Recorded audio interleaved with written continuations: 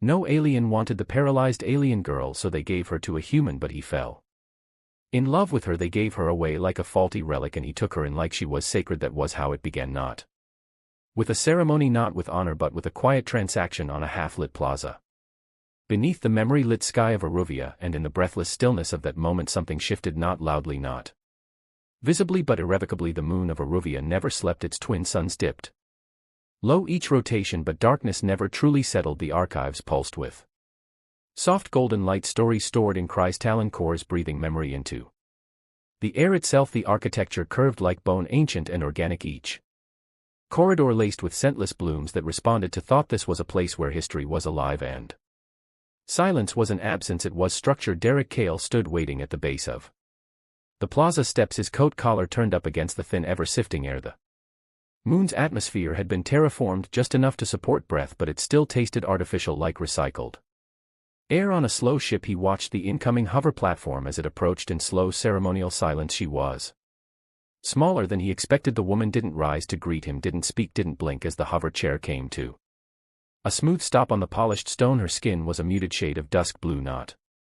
the luminous teal of her caste faded like moonlight filtered through sorrow. Her hair, long and stark white, hung like a curtain down her back. No ornamentation, no clan sigil, no welcome. She kept her hands resting lightly on the control halo of the chair. Dear Rick noticed the faint tremble in one finger, not weakness, just restraint, a hell breath that had lasted far too long. The Aruvian administrator handed Derek a scroll-like data slate. You are now legally responsible for her, the official said, not even bothering to make eye contact with the woman in the chair. Name?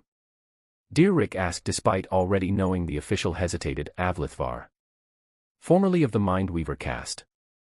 Dear Rick glanced at her again. She didn't flinch at the sound of her name, but something in her posture stiffened slightly, as if it were a sound she hadn't heard in years and wasn't sure she wanted to again. The hover chair shifted forward a few inches unprompted, as if it couldn't stand still under the weight of his handover. He stepped closer. I'm Derek, I'll be accompanying you still.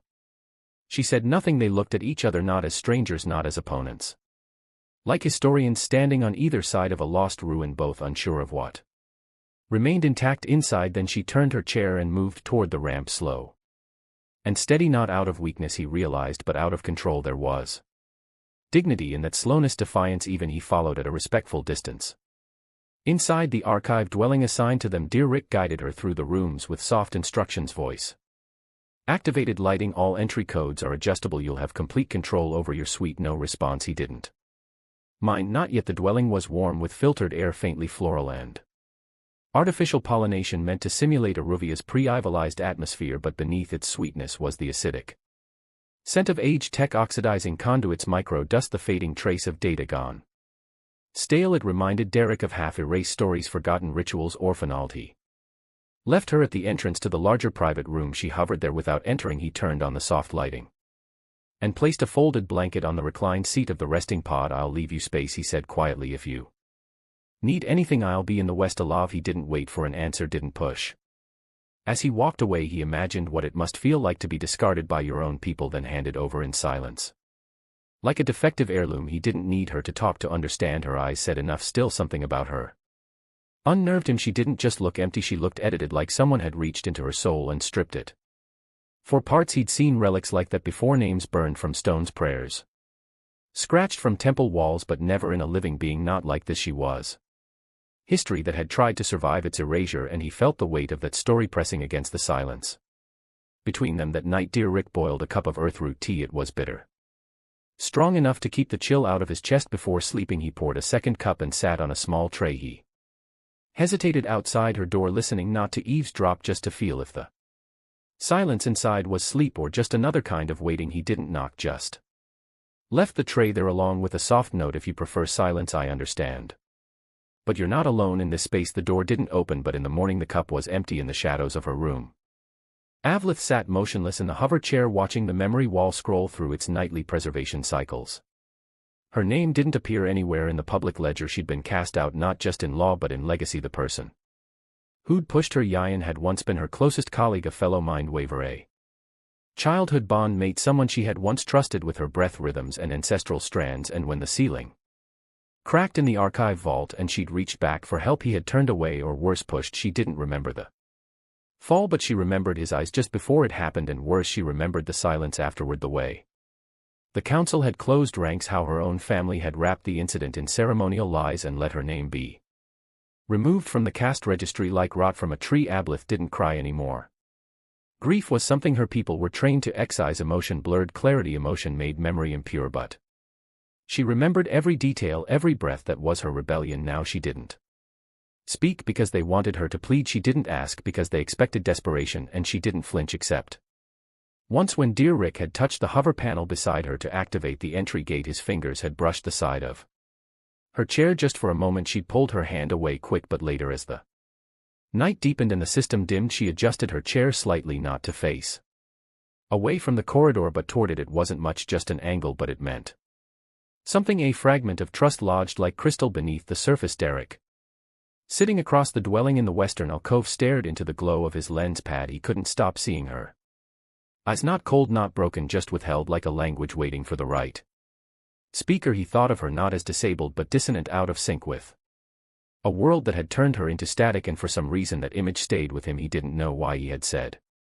yes to this assignment. He told the council it was for access to the sealed Aruvian vaults. That was true technically, but there were easier ways. The truth, when he saw her file redacted, half erased, wrapped in layers of bureaucratic shame, he felt something stir in him, not pity, never pity, curiosity, recognition, a forgotten story waiting to be heard. The silence in the room thickened as both of them drifted into uneasy sleep, one in a hover chair angled toward a closed door, the other curled in an archivist cot, dreaming of fire-eyed ghosts and names carved in disappearing light. Nothing had begun yet, but something had shifted, and neither of them could unfeel it. The next morning on Aruvia came quietly, cloaked in a pale amber light that slipped through the arched crystal windows like a memory returning slowly to the surface. Nothing rushed here, even the air moved in long, deliberate currents stirred by the artificial winds of the atmospheric regulators buried beneath the moon's stone-skinned. Dear Rick stood in the kitchen alcove, steeping 2 cups of tea again, just as he had the night before. He didn't expect her to drink it, but she had, quietly, without acknowledgement, and in its own way. That silent acceptance had meant more than words. He placed the second cup on the floor outside her door, same spot, same angle, then retreated to the central archive chamber, letting the silence between them stretch without forcing it into meaning. If she wanted to speak, she would. If not, the space he offered would remain open. But he hadn't slept well. Her face kept coming back to him, not for its beauty, though it was arresting in an alien, glacial way, but because of what it didn't show. Most people wore their hurt like armor or scars. She had erased hers, repressed it into silence, and yet he could feel it radiating from her like heat from buried embers. Avi, her name, like her, had the texture of a half-forgotten word in an old dialect, distant, lyrical, hard to place. He thought back to the night before, that slight angle. She'd turned her chair, a small act, barely noticeable but intentional. She hadn't closed the door, and she hadn't locked it. He returned to his work with effort, diving into the archive's layers of restricted texts, flipping through censored entries about Aruvian memory rituals, ancestral inheritance, algorithms, and the quiet purging of non-viable minds. It was all cold, sterile language, but he understood what it meant. People like her weren't just cast out, they were deleted. A few hours later he heard it, the faint electric whir of her chair. She moved with silence, but he'd already memorized the sound of her presence. She hovered in the threshold of the room, motionless, watching. He didn't turn to face her, didn't smile, just gestured toward the seat across from him. You're welcome to join me, no pressure. The chair moved forward slowly, no more than a meter, then stopped. It was enough. He activated the projection interface between them. A glyph lit up in Madeira Aruvian script, fluid and curved like wind carved into water. This symbol shows up a lot in your culture's oldest memory threads. I've seen it translated as to preserve, but sometimes it appears in texts that imply refusal or even defiance. He didn't expect her to answer, but she leaned forward slightly, studied the glyph. Her silver eyes narrowed. Without speaking, she reached out and rotated the symbol just a few degrees, adjusted its alignment, a small movement, almost imperceptible but unmistakably deliberate, and she drew her hand back. He didn't speak, just watched her, and for the first time he felt it, not just silence but engagement, a response. Something was beginning. They sat that way for a while, not looking at each other, just existing in the same space. She observed as he continued his research. Occasionally her eyes drifted back to the projection, focused, thoughtful. When she eventually turned to leave, she gave the slightest nod, a breath of acknowledgement. After she left, dear Rick stayed seated, watching the glyph she had touched. He wanted to ask what it meant when she rotated it, but he wouldn't, not yet. Instead he whispered to The empty air, thank you. It wasn't for the correction, it was for the trust that night she returned he was in the same place, this time reading aloud softly to himself from a fragmentary oral history recovered from the Outer Bell colonies, a story about an old Terran woman who planted trees on a planet no one had visited in 3 centuries. Avlith hovered behind him. He didn't stop reading. When he finished the passage he looked back. She was watching him, and this time she didn't turn away. He closed the file carefully. Let the silence return, you know, he said, his voice quiet. Your people believe memory can be shaped, curated, that silence protects legacy. Avlith didn't speak. Her face gave nothing away, but sometimes silence erases the wrong. People. Still no response, but she didn't leave, and then she did something new. She moved forward almost a meter closer and turned her chair, not away, not to the side, but to face him directly. He met her eyes and didn't look away. Do you know why I said yes to this assignment? He asked. A pause. I read your file, or what was left of it. Most of it had been redacted. Your name appeared exactly once in a ledger about asset reassignment, one line buried under official ease. He exhaled slowly. I've spent my life chasing lost stories, the kind that were meant to be erased, but I've never met one walking. She didn't respond, but her fingers tightened slightly around the hover chair's side panel. He noticed later, long after she had returned to her quarters, he passed by her door and saw that she had turned off the privacy seal. The faint blue light that usually glowed to signal "Do Not Disturb" had been dimmed to amber. Conditional access granted. It was her way of saying, I see you. Inside her room, Avlith sat staring at the ceiling, the light strips flickering softly in response to her neural patterns. They glowed pale gold now, not grief, not anger. Possibility. She hadn't meant to stay in the archive room that long. She had intended to observe nothing more, but his voice, unforced, warm, it made her forget herself. The way he read, not just the words, the weight of them. Yrian had once read to her too, but had always felt like a performance, a theater of intellect. She'd loved him once, trusted him. She remembered the moment she fell, no was pushed, the feel of his fingers on hers. Then gone, the instant betrayal, the way the archive roof cracked above her and the world went soundless as her spine shattered. She had dreamed of that moment for years, but tonight she dreamed of Derek's voice instead, the way he said her name without flinching, and for the first time in a long time she wondered if it might be safe to be heard again. The rain on Aruvia wasn't natural. It came in slow, calculated pulses released through the atmosphere from cloud dispersers hidden above the biodome. It never poured, never thundered. It simply fell light and even, like a memory trying not to be remembered too loudly. That morning the archive lights flickered in sync with the rainfall. Derek sat cross-legged on the floor near the central console, surrounded by fragments of glyph sheets and volatile memory glass scrolls. Each fragment floated in midair, reconstructed as holographic strands, while he tried to piece together the structure of an old Orvian timeline that had been partially purged. He didn't look up when Avel entered, but he felt a shift in the air, not just the quiet hum of her hover chair, but something else. Her presence now held a different weight. Not intrusive, not defensive, willing. She stopped just within the threshold and watched him in silence. He knew she was there not as an observer, but as someone deciding whether she still belonged to the world he was building in front of him. I think this glyph, Derek said, pointing at one of the floating symbols, was once a marker for exile, but someone tried to recode it to mean transition. The symbols are similar but not identical. He glanced over his shoulder, not directly at her, just enough to invite her in. Someone tried to rewrite a punishment into a passage. He didn't expect a response, but to his surprise, she moved forward closer this time and reached toward the projection with practiced precision. She adjusted the positioning of the exile glyph, then tapped a faint symbol buried beneath the layers. Not exile, dear, Rick said slowly, reading her intent. Erasure.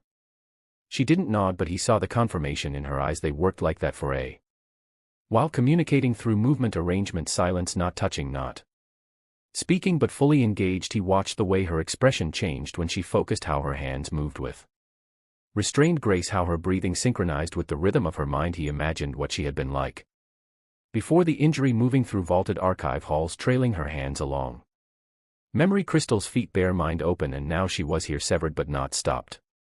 I filed a request yesterday, he said after a while, carefully, to access the subscript that got her attention. Her chair shifted almost imperceptibly. They denied it. Obviously too many locked layers, too much historical sensitivity.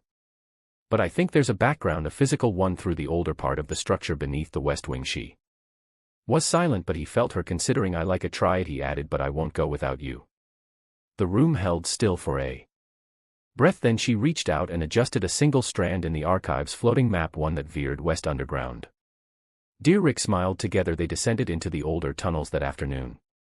The route was dim and thick with humidity. Condensation clung to the crystalline walls like breath held too long. The air was heavier down here, denser, filled with a scent of oxidized metal, damp clay and memory mold. This whole wing was sealed off after a cave-in. Dear Rick said as he led the way, his lantern casting long shadows behind them. They said it was unstable, but I think they just wanted it forgotten. He paused, glancing back. Are you all right?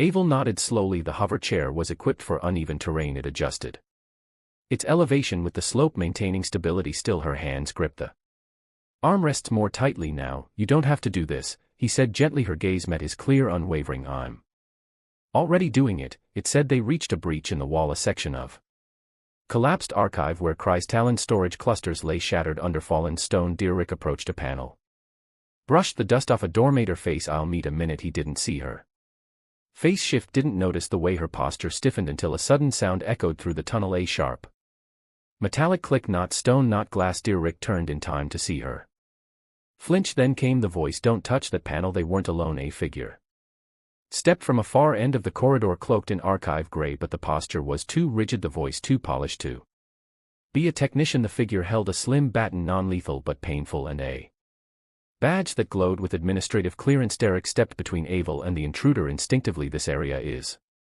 closed. We're here under request. The figure tilted their head. The council doesn't authorize trespassers. I'm not a trespasser. She is, the figure said coldly. And she's under investigation for misusing classified cultural data. Derek's pulse jumped. She hasn't touched anything except fragments he tried to erase, and even then she's only corrected the lies. The baton crackled. Abletha's fingers twitched on her armrest.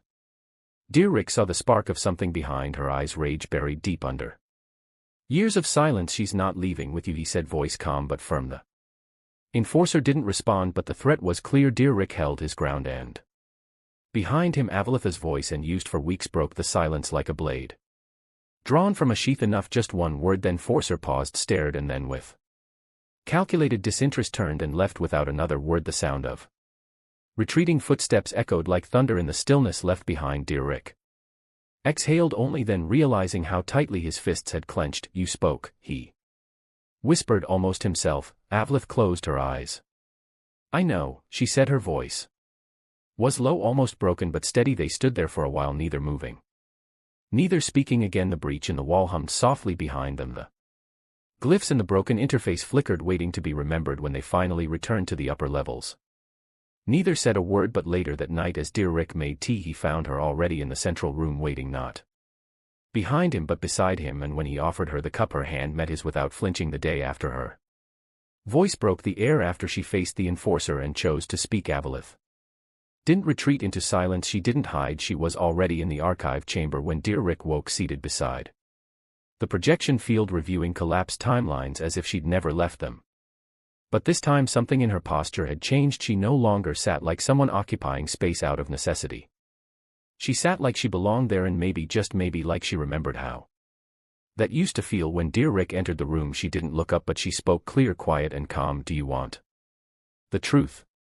He paused, startled not by the question but by the tone, not guarded, not resigned, just ready. Yes, he said. She didn't begin right away. Instead she reached for a glyph, rotated it absently in the air, an old scholar's habit, reflexive and unconscious. Then she exhaled slowly and began. I wasn't born this way, she said. I used to run barefoot through the old west vaults. I danced in the low-grav chambers. I trained with the other mind weavers until I could outpace them all, not just in knowledge but in movement, rhythm, balance. The body was part of the weave. A moving mind is a sharper one. Her voice didn't crack, but Derek could hear the weight pressing against every word. My people train memory through motion, breath, pacing, nerve, tempo, physical recall. We learn to walk through thoughts. So when I lost my legs I didn't just stop walking. She looked at him now, direct, unflinching. I lost my language. Dear Rick said nothing.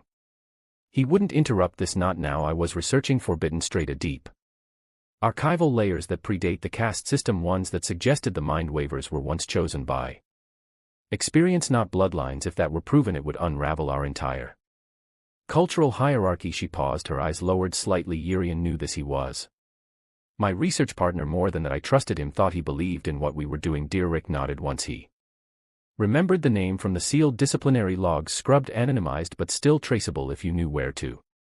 Look, we found something, she continued. Beneath the western vaults, a sealed cache of neurostructural data, early memory link experiments, emotive-based recall, responsive archival systems, full body cognition theory. It could have changed everything. Her hands tightened on her chair's armrests, and it did just not how I thought. Her voice dropped. The tremor wasn't natural. The platform I stood on had already been weakened, and when it buckled I reached back. I reached for him. Her eyes flicked to the wall, unfocused now, as if looking into the memory itself, and he wasn't there. Dear Rick felt the chill roll up his spine. You think he let you fall? Alf shook her head, slow and firm. I know he did, and I think he pushed just enough, just when no one could see. She leaned back. The glyph she'd been holding dissolved between her fingers. I remember the sound of my spine snapping. I remember not feeling my legs. I remember waking to find my name removed from the research registry, my caste identification revoked, and a reassignment order waiting at my bedside. And you didn't say anything?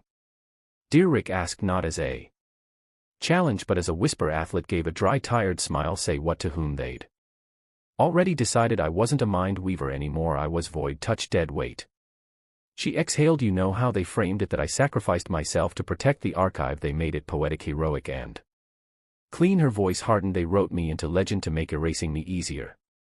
Silence settled between them. It wasn't empty, it vibrated with everything that had been unsaid for years. Dear Rick finally spoke. And your research purged mostly, but fragments survived. The council couldn't scrub everything. Dear Rick leaned forward. Then we find it. Hesitated. You'd risk that for me? No. He said, not just for you, for the truth, for the record, for every voice that was buried because it didn't fit someone else's script. She studied him carefully, tried to read past the idealism. Is that why you're here? He nodded. I leaked a protected document once, thought I was liberating knowledge. It started a rebellion. People died. I promised myself after that I'd only unbury that needed to live. She didn't look away. And you think I'm one of those stories? I know you are. She blinked, slow and deliberate. Then help me finish the one they tried to erase later that afternoon. They returned to the sub-layer. Derek bypassed the council's surface lockouts, but it was Avalith who found the buried sequences, her old neural signature still encoded in the lowest vaults. They activated the remaining fragments. What emerged took her breath away. Projected into the air was a skeletal prototype, an early design for a bioactive prosthetic system, not mechanical, not neural, not exactly. It had been based on her theory of a mode of resonance, translating feeling into motion, memory into function. The model hadn't been approved for further study, but it was there. It had survived. This was your work, Dear Rick asked, barely audible. She nodded. It was a dream, a long one I never got awake into. His voice was low, reverent. It might still be real. She turned to him, eyes shimmering, not with tears but with light, with fire. I don't want to walk for them, she whispered. I don't want to prove anything. You don't have to, he said. Walk because you remember how it felt, because you deserve to move again. Avalith looked at her own hands, trembling slightly now, as if her body were already preparing for something new, something remembered. They called me a sacrifice, she said. They were wrong, he replied. You were a survivor. She didn't speak again, but in the silence that followed, her breath deepened. Her spine straightened, her hands relaxed on the armrests of the chair, and for the first time since her fall she closed her eyes, not in fear, not in grief, but in hope. The workshop smelled like storm, light and metal, the air crisp with ionized particles humming softly beneath the arch ceiling. Morning filtered through the transparent roof, casting fractured gold over the floor where Avalith stood still, not yet ready to move. Derek adjusted the last calibration node at her hip. The subliminal links had fused cleanly overnight, each responsive thread pulsing in sync with her resting heart rate. It had taken days to prepare, physical, neural, emotional. They hadn't rushed. The echo gate interface required intention, not urgency. You don't have to do anything today, he said gently, still crouched beside her. I no, she replied. Her voice was calm but not empty. But I want to. He straightened, slowly taking a step back, giving her space around them. The lab remained still. No background chatter, no data projections flashing above her, only the rhythmic beat of her breath, steady and low. She inhaled and closed her eyes. Memory flowed in, not the moment of the fall, not the stillness after. She pushed past that. She searched deeper, back to her childhood in the mountain vaults, before silence, before betrayal. She had danced once, not for an audience but for herself, in long fluid strides across memory, stone tiles, breath sinking to her people's ancestral threads. Every step of prayer, every turn a declaration. She remembered the sensation of spinning bare feet on warm stone, the world blurring joyfully. Her body pulsed, her legs responded, not with a full Step not yet, just a tremble, a flex at the knee joint, a shift in balance, a twitch of intention answered by form. She gasped. Dear Rick watched without moving.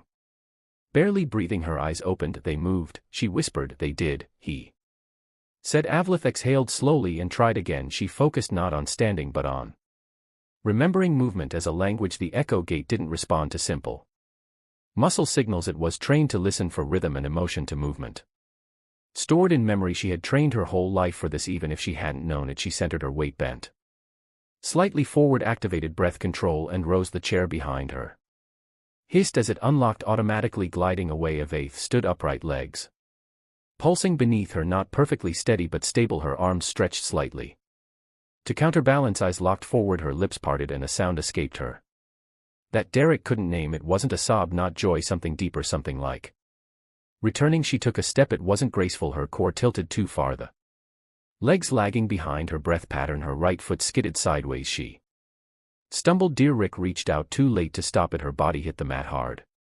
Elbow first, then shoulder. She didn't cry out, didn't even wheeze, but she didn't rise either. He rushed forward, kneeling beside her, arms ready. I'm fine, she said, but her voice had thinned. You don't have to prove anything, he said quietly. I didn't fall for them, she murmured, still staring at the ceiling. But it still feels like I failed. You didn't, he said. You tried to stand. You remembered how, and tomorrow you'll do it again. Avel turned her head toward him.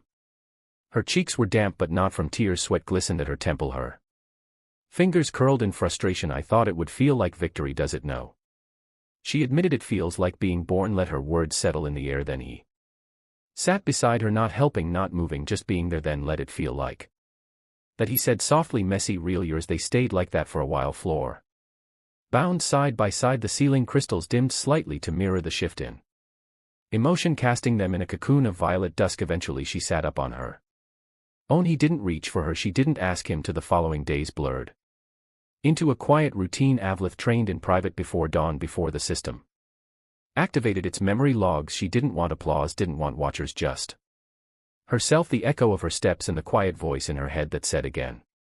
She fell 7 times. On the 8th she walked the length of the hall alone. Later that morning, Dear Rick found her leaning against the inner railing of the observation balcony. The sun had risen.